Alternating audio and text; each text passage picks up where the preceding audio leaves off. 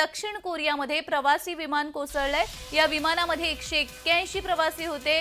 23 जणांचा यामध्ये मृत्यू झालेला आहे। विमानतळावरती उतरत असताना या विमानाचा अपघात झालेला आहे। आपण ही दृश्य पाहू शकतोय।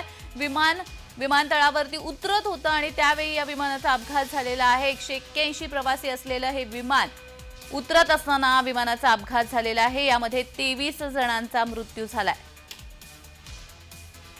तर या संदर्भात अधिक माहिती देत आहेत आमच्या सहकारी सायली पाटील। सायली, दक्षिण कोरियामधलं हे प्रवासी विमान कोसळलेले काय अपडेट्स आहेत? जी जान्हवी, दक्षिण कोरियातील मुआन आंतरराष्ट्रीय विमानतळावर विमान अपघात झाल्याचं, विमान कोसळल्याचं वृत्त आहे। तर या विमानात 181 लोक प्रवास करत होते आणि आत्ताच अपडेट आली आहे की आतापर्यंत या विमानातील अपघात झाल्यानंतर 28 जणांचा आतापर्यंत मृत्यू झालाय आणि लँडिंग दरम्यान हे विमान धावपट्टीवरून घसरून भिंतीवर आदळलं आणि त्यामुळे अपघात झाल्याचं सांगितलं जात आहे।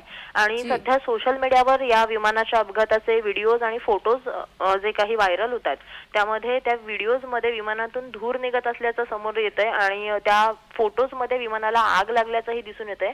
आणि आतापर्यंत 28 जणांचा मृत्यू झाला असून अपघातानंतर बचाव मोहीम अद्यापही सुरू आहे। जी, धन्यवाद सायली, तुम्ही दिलेल्या सविस्तर माहितीसाठी।